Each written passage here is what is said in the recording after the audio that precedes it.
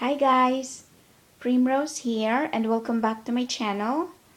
So today I have here the superstar plant. This is the third month update. I purchased this plant in January and I was very worried when I was away because I did not want to lose this plant. It's quite difficult to find this one, at least here in the UK, and even if you order it online, um, it's a bit pricey plus the shipment and all.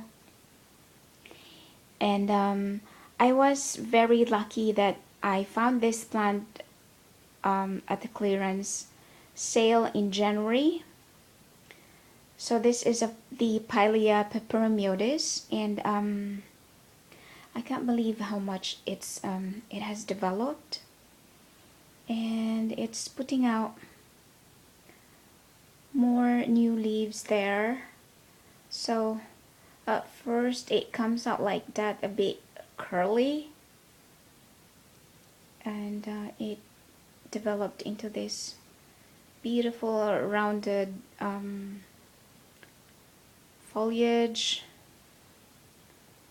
Look at that, it's beautiful. So it's doing very well for me and I'm so happy about that, and I can't wait for this plant to put out some tiny babies for me. That way I can share it with friends. And